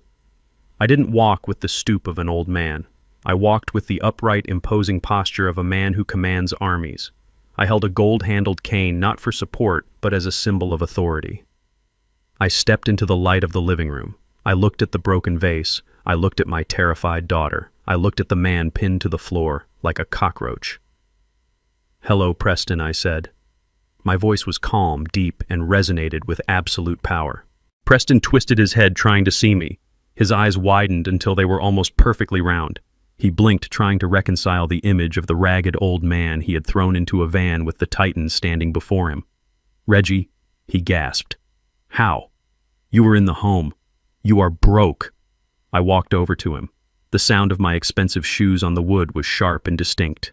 I stopped inches from his face. I looked down at him with cold indifference. "I am not Reggie," I said. "Reggie was a character, a test, and you failed." I signaled to the guards. They hauled Preston up to his knees, forcing him to look at me. He was shaking, sweat and snot running down his face. He looked at the suit. He looked at the guards. He looked at the line of Rolls-Royces visible through the shattered door. "Who are you?" Preston screamed, his mind snapping under the strain of the reality shift. "You are a nobody. You are an unemployed loser." I leaned in close. I wanted him to hear every syllable. "I am the man who signs the checks of the CEO who fired you," I said. "I am the majority shareholder of the bank that holds your mortgage. I am the owner of the land you are kneeling on. And right now, I am the man who owns your life." Preston shook his head. No, that is impossible. You are just a mechanic." "I was a mechanic 40 years ago," I corrected. "Now I am King Logistics. And you, Preston, are a trespasser. You are a kidnapper. You are a fraud." I looked at Nia. She was staring at me, her mouth open, tears drying on her cheeks. She saw the suit. She saw the power, and for the first time she saw her father not as a victim, but as a force of nature. "Daddy," she whispered. I turned back to Preston. "You wanted my money," I said. You wanted my power. Well, here it is. This is what power looks like, son. It doesn't look like bullying a woman with a knife. It looks like ending a man's entire existence without raising your voice. I motioned to Ms. Steinberg, who stepped into the room holding a tablet. Show him, I ordered. She held the screen in front of Preston's face. It showed a live feed of his secret warehouse being raided by the FBI. It showed his bank accounts being seized. It showed his face on a breaking news alert for corporate espionage. You are finished, Preston, I said. You have no money. You have no job, you have no wife, and as of this moment you have no freedom. Take him out of my house, I commanded the guards, and make sure he hits every step on the way down. As they dragged him screaming out the door, I turned to my daughter. I held out my hand. She looked at it, then at me. She rushed forward and buried her face in my chest, sobbing. I held her tight, the expensive fabric of my suit absorbing her tears. The war was over, but the cleanup was just beginning. Preston Sterling was a cockroach. You could step on him, you could spray him, but he always found a way to skitter back into the darkness. I thought the FBI raid on his digital life would be the end of it, but I underestimated the blindness of a mother's love. His parents, decent people who had no idea their son was a monster, mortgaged their retirement home to post his bail. He was out within 48 hours, and instead of running, instead of hiding, he did the only thing a narcissist knows how to do. He sought the spotlight. I turned on the television in my living room. Every channel was broadcasting the same breaking news alert. There he was. Preston sat in a studio chair looking gaunt and bruised, wearing a cheap suit that was clearly borrowed. He was crying. It was a masterful performance.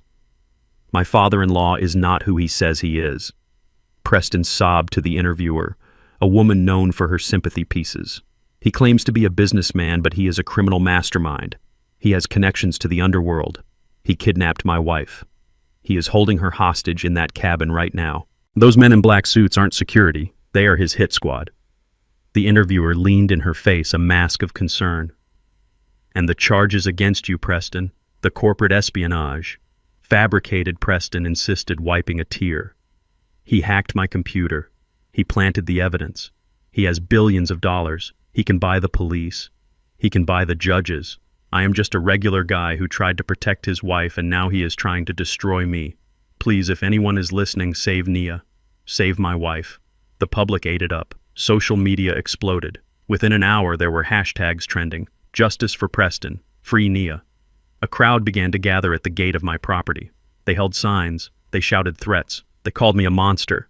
They didn't see a father protecting his daughter. They saw a rich villain crushing a poor boy. I turned off the TV. I looked at Nia. She was sitting in the corner, shaking her head in disbelief. He is good, she whispered. He is so good at lying. He is desperate, I corrected. And desperation makes men careless. I picked up my phone. Ms. Steinberg, I said, set up the stage. We are going live in 30 minutes. I walked out onto the porch. The crowd at the gate was growing. News vans were pulling up their satellite dishes, extending like hungry necks. I didn't hide. I didn't retreat. I signaled to my security team. They opened the main gate. Let them in, I ordered. The reporters rushed up the driveway, cameras rolling, microphones extended. They expected a confrontation. They expected a fortress. What they found was a 70-year-old man standing on the porch of a humble cabin holding his daughter's hand. Behind me, my team had set up a massive LED screen. It looked out of place against the weathered wood of the cabin, a monolith of technology in the wilderness. Mr. King, a reporter shouted, "Is it true you are holding your daughter hostage?" I didn't answer. I simply pointed to the screen. The image flickered to life. It wasn't a pre-recorded video. It was a live feed. The timestamp in the corner marked the seconds ticking by in real time. The location was a nondescript warehouse in the industrial district, a property Preston had rented under a shell company 3 years ago. Everyone watched. The reporters fell silent. On the screen, heavily armed federal agents were cutting through a metal door with a blowtorch. Sparks flew. The door fell inward with a crash. The agents stormed inside their flashlights, cutting through the gloom. The camera followed them. It swept across rows of metal shelving. But there were no legitimate goods on those shelves. There were stacks of counterfeit currency drying on racks. There were bags of white powder that tested positive for synthetic opioids. There were boxes of stolen electronics. I stepped up to the microphone my team had placed on the stairs. "Preston Sterling claims I am a criminal," I said, my voice booming across the yard. "He claims I planted evidence." But what you are seeing right now is a federal raid on a warehouse leased in his name, paid for with his accounts, and accessed with his biometric key. The screen split. On one side was the raid, on the other was a document. "This is the lease agreement," I continued, "signed by Preston Sterling, and this is the ledger we recovered from his encrypted cloud server. It details every transaction, every drug deal, every laundered dollar. He wasn't selling logistics services. He was using my company's shipping containers to move contraband." Naya stepped up beside me. She looked into the cameras. Her voice was shaky but clear. "My husband isn't a victim," she said. "He is a predator. And my father didn't kidnap me. He saved me." Miles away in the living room of his parents' modest house, Preston Sterling sat frozen. The remote control slipped from his hand and hit the floor. He watched the screen. He watched the raid. He watched his entire house of cards ignite and burn to ash in high definition. He saw the reporters turning to their cameras, their faces changing from sympathy to shock. He heard the anchor on the news channel interrupt the broadcast. "Breaking news," the anchor said. "The FBI has just issued a nationwide manhunt for Preston Sterling. He is considered armed and dangerous. If you see this man, do not approach. Call 911 immediately." Preston scrambled backward, knocking over his mother's coffee table. His parents stared at him, horror dawning in their eyes. They had mortgaged their home for a drug dealer. "I have to go," Preston stammered. "I have to leave." He grabbed his car keys and ran out the back door. He jumped into his mother's old sedan. He turned the key. The engine sputtered. He looked at the house. He heard sirens in the distance. They were coming. Not just the police. The loan sharks would see this too. Everyone was coming for him. He slammed his foot on the gas, screeching out of the driveway, a man running a race he had already lost. He was no longer a husband. He was no longer a victim. He was prey. Preston Sterling drove his mother's rusted sedan like a man possessed. He ran 3 red lights and sideswiped a parked delivery truck, but he didn't stop. The sound of sirens wailed in the distance, a constant reminder that his world had shrunk to the size of a prison cell. His phone sat in the cup holder, vibrating with calls from numbers he didn't recognize. Probably the press, probably the police, probably the men who wanted to break his legs. He needed a way out. He needed cash. He needed a plane ticket. His mind raced through his list of contacts, but everyone had abandoned him. His friends had blocked his number. His parents were broke because of his bail. There was only one person left. One person who might help him, not out of love, but out of fear. He dialed Henderson. The phone rang once, twice. Preston gripped the steering wheel, his knuckles white. "Pick up, you coward, pick up!" Henderson answered on the 3rd ring. "Hello, Preston." Preston let out a sob of relief. "Henderson, listen to me. I know you fired me. I know you hate me. But you have to help me. I have copies of the internal emails. I have the offshore shipping manifest. If I go down, I am taking the company with me. I will leak everything to the IRS. I will tell them King Logistics is a fraud." He was bluffing. He had nothing. His laptop was fried and his cloud access was revoked. But desperation makes men believe their own lies. "I need $50,000, Preston shouted, his voice cracking. "Cash. And I need a boat. Get me out of the country and you never hear from me again." There was a pause on the line, then a click. The sound quality changed. "You are on speaker, Preston." A deep, familiar voice rumbled. Preston froze. He knew that voice. It was the voice of the man who had dismantled his life piece by piece. Reggie Preston whispered. "It is Mr. King to you," Reginald corrected, "and you have nothing, Preston. The files you think you have were dummy logs I created to catch thieves like you. Go ahead, call the IRS. They are already looking for you." Preston slammed his hand against the dashboard. "You ruined me. You took my wife. You took my life. You took your own life when you decided to become a criminal," Reginald said calmly. "But I am feeling generous today. I will give you one last chance." Preston's heart skipped a beat. "What?" "I will give you a head start," Reginald said. "I know where you are. I am tracking your phone. The police are closing in on the north side, but the south bridge is clear.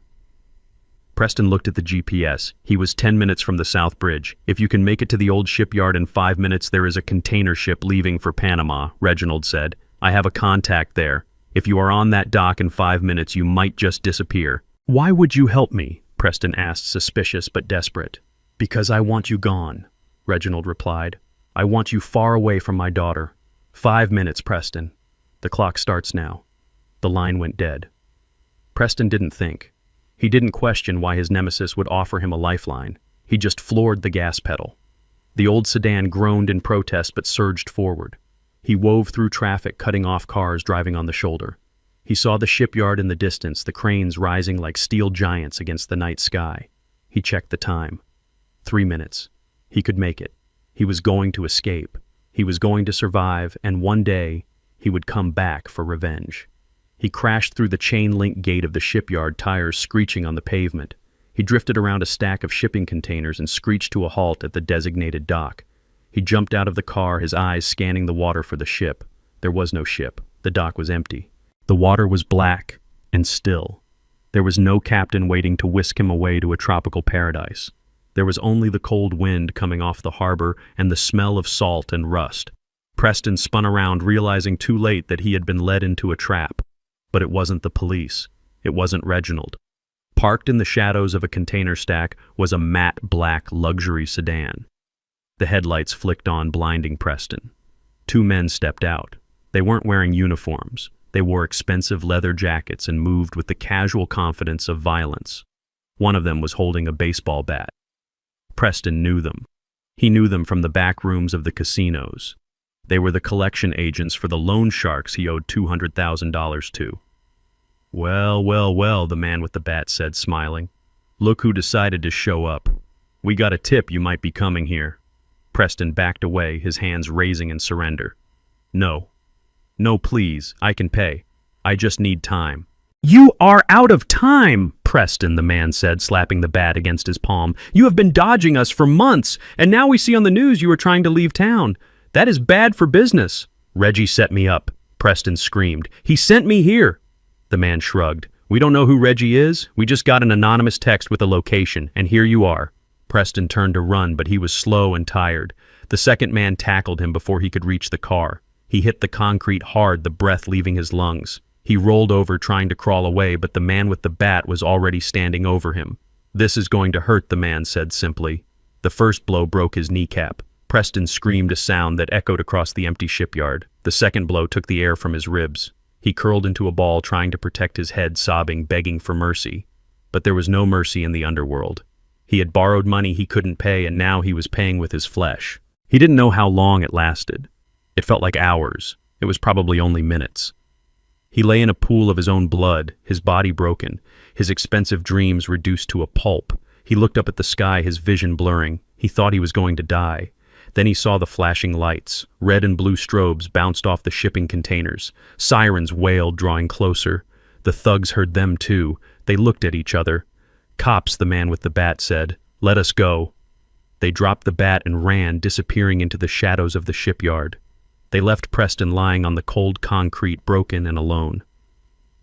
Preston watched the police cruisers skid onto the dock. Officers jumped out, guns drawn, shouting commands. Freeze! Show me your hands. Preston couldn't show his hands. One of his arms was shattered, but he tried. He tried to lift his head. He looked at the officers, not with fear, but with absolute gratitude. Help me, he wheezed, blood bubbling on his lips. The officers approached cautiously. They saw the condition he was in. They lowered their weapons slightly, but kept them trained on him. Preston Sterling, you are under arrest, one officer announced, moving in to cuff him. Preston started to laugh. It was a wet, gurgling sound. He was going to prison. He was going to lose his freedom. But prison had walls. Prison had guards. Prison was safe from the men with the bats. Thank you, he whispered as the officer snapped the handcuffs onto his wrists. Thank you. Please take me. Take me away. Lock me up. Just don't let them come back. They dragged him to the squad car. He didn't fight. He didn't argue. His limp body was loaded into the back seat. As the car drove away, Preston looked out the window. High up on a crane overlooking the dock, he thought he saw a silhouette. A man in a suit watching. A man with a cane. Reggie, he thought. You won. He closed his eyes and let the darkness take him, terrified of what awaited him when he woke up, but grateful that for tonight the beating was over. He had wanted a life of luxury. Instead, he had earned a life of survival, and he knew deep down that he deserved every second of it.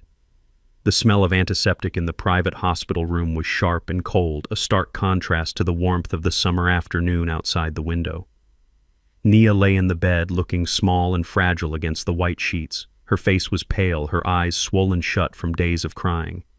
She was recovering from severe dehydration and nervous exhaustion, the physical toll of having her life dismantled in front of the entire world. I sat in the chair next to her bed, a paring knife in my hand, carefully peeling a red apple in one long, continuous strip. The rhythmic sound of the blade against the fruit was the only noise in the room. I didn't speak. I didn't lecture. I just sat there being the father she had forgotten I could be. Nia shifted, wincing as she pulled herself up. She looked at me, then quickly looked away, staring at her hands resting on the blanket. Her shame was a physical weight in the room, heavy and suffocating. "You should hate me," she whispered, her voice raspy. I sliced a piece of apple and offered it to her. She shook her head. "I don't hate you, Nia," I said softly. "I signed the papers. Dad."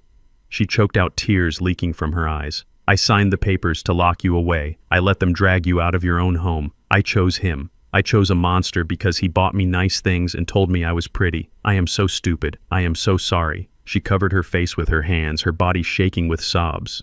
It was the apology I had been waiting for, but it brought me no joy. Seeing my daughter broken wasn't a victory. It was a tragedy I had failed to prevent. "You were not stupid, Nia," I said, placing the knife on the table. "You were blinded. Love does that. It puts a filter over the world. You saw what you wanted to see. You wanted a fairy tale, and Preston was a very good storyteller. But you knew she cried. You knew the whole time. Why didn't you stop me sooner? Why did you let it go this far?" I leaned forward, resting my elbows on my knees. "Because you wouldn't have listened. If I had told you Preston was a thief 6 months ago, would you have believed me? Or would you have called me a jealous old man? If I had bailed you out every time you hit a wall, would you have learned to climb it? You had to see his true face, Nia.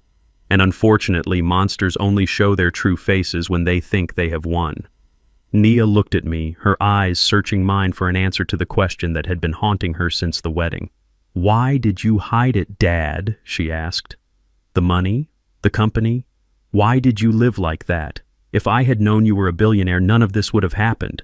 "That is exactly why I hid it," I replied firmly. I stood up and walked to the window, looking out at the city skyline. "When your mother died, I realized something terrifying. I realized that I could buy anything in the world, but I couldn't buy character. I couldn't buy loyalty, and I certainly couldn't buy love. I watched my friends, other wealthy men, raise children who became spoiled, entitled brats. They married people who loved their bank accounts, not their hearts. I didn't want that for you." I turned back to her. "I wanted you to be loved for who you are, Nia, not for being the heiress to King Logistics. If I had flashed my money, Preston would have still married you. In fact, he would have married you faster. He would have been the perfect son-in-law. He would have smiled and nodded and waited patiently for me to die so he could inherit the empire. You never would have known he was a snake until it was too late. By hiding who I was, I forced him to show who he was. He didn't think you had a safety net, so he treated you like you were disposable. That is how you measure a man, Nia. You don't look at how he treats a CEO. You look at how he treats a person who can do absolutely nothing for him." Nia absorbed my words. The realization washed over her. The poverty had been a filter, a test that Preston had failed spectacularly. "He never loved me," she whispered, the truth finally settling in her heart. "He just wanted a way in. And when he thought the door was closed, he tried to break it down." I walked back to the bed and took her hand. It was cold, but she squeezed mine back. "He loved what you could give him," I said. "But that is over now. He is gone. He is in a cage where he belongs. And you're still here. You are safe." Nia looked down at our joined hands. "I don't know what to do now, Dad. I have nothing. I lost the apartment. I lost my job because of the scandal. I am 28 years old and I have nothing to show for it but a criminal record by association and a broken heart." "You have something very valuable," I corrected. "You have a clean slate." I reached into the inner pocket of my jacket. I pulled out a small velvet pouch. Nia flinched, perhaps expecting jewelry, perhaps expecting another lesson. I opened the pouch and tipped the contents into her palm. It was a single silver key. "It is not a mansion," I said. And it is not a handout. It is an apartment in New York City. It is small. It is a fourth-floor walk-up. But it is in a good neighborhood, and the rent is paid for 1 year.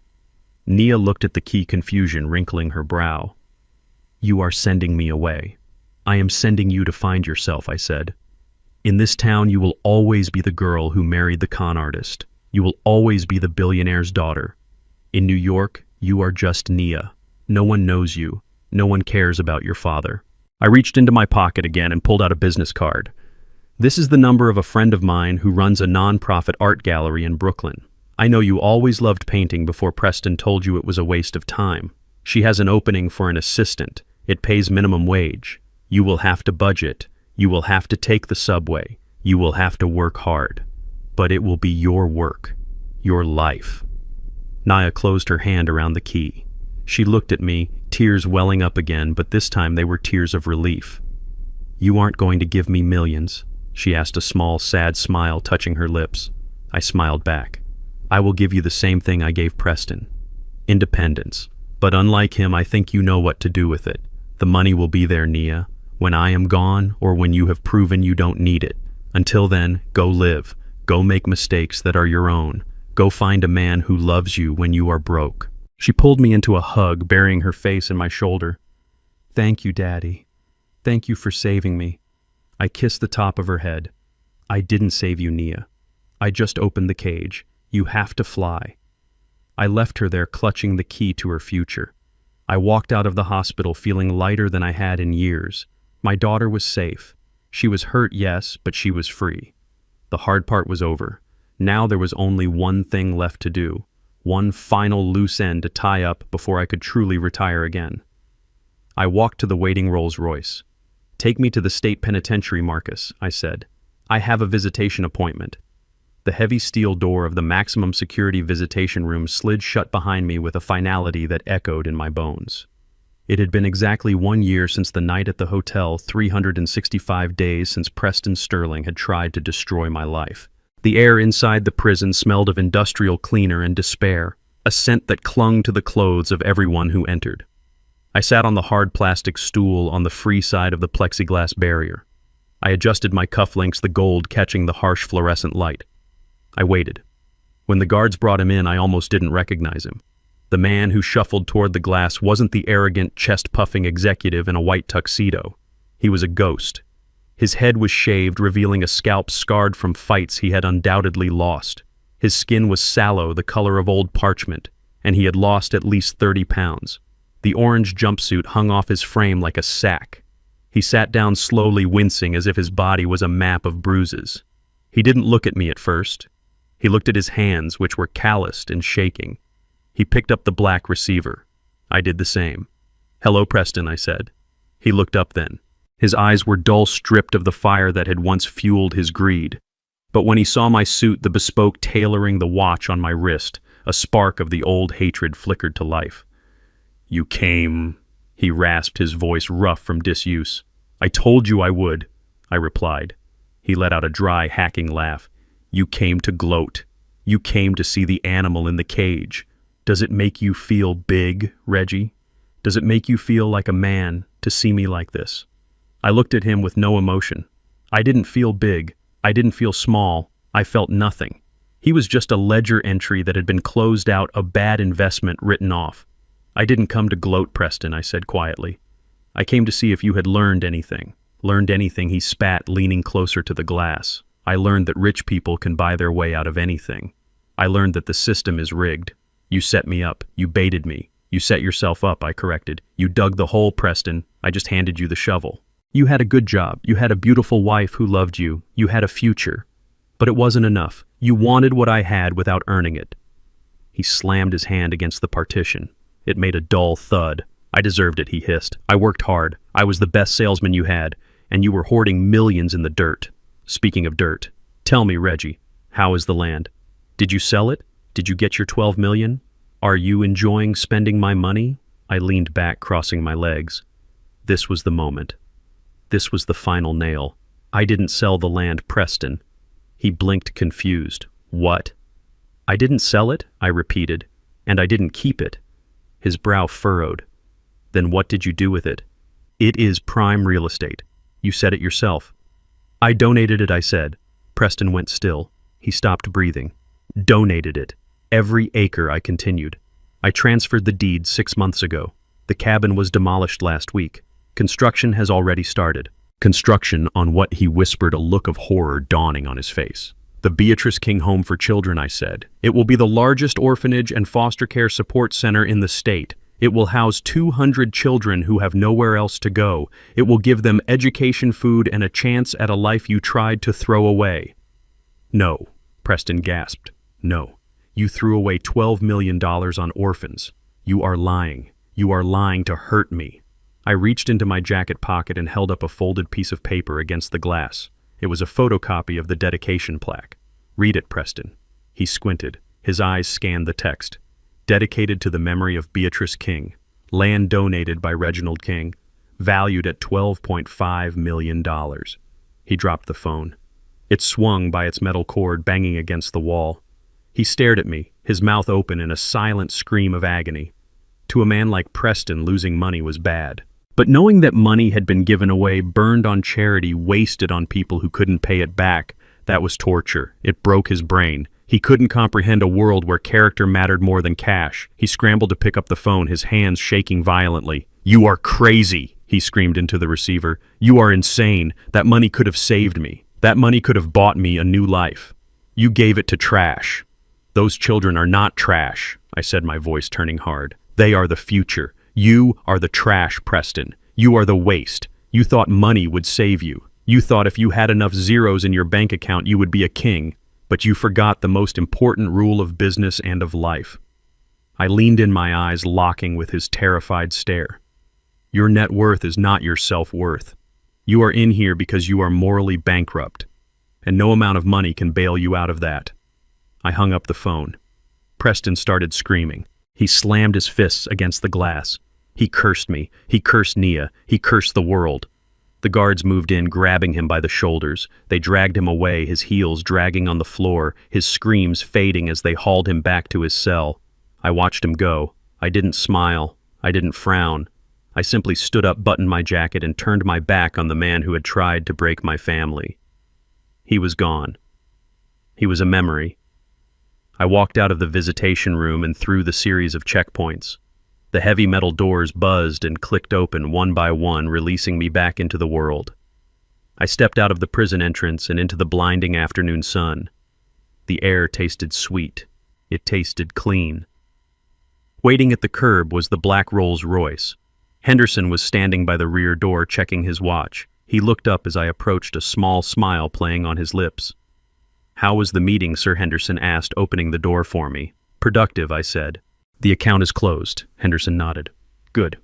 The board is waiting, Mr. King. The merger with the European shipping line is on the table, and they won't sign without your approval." I looked back at the prison one last time. It was a gray, ugly building, a monument to bad choices. I thought about the cabin in the woods. I thought about Nia in New York painting her first collection. I thought about the orphanage rising from the dirt. I turned away and stepped into the car. The leather seat was cool and comfortable. "Let us go, Henderson," I said. "We have work to do." The car pulled away, gliding silently down the highway. I took out my phone, the new smartphone Nia had insisted I buy so we could video chat. I opened the calendar. I had a board meeting at 2, a charity gala at 6, and a video call with my daughter at 9. I was Reginald King, I was 70 years old, and I was just getting started. In the end, this wasn't just about saving my daughter from a bad marriage. It was about saving her from a life of superficiality. I learned that you can give your children everything, but if you don't teach them to value character over currency, you have given them nothing. Preston thought power was about intimidation and luxury. He learned too late that true power is quiet. It is the discipline to stand your ground when the world underestimates you. Don't let the noise of status blind you to the quiet signal of integrity.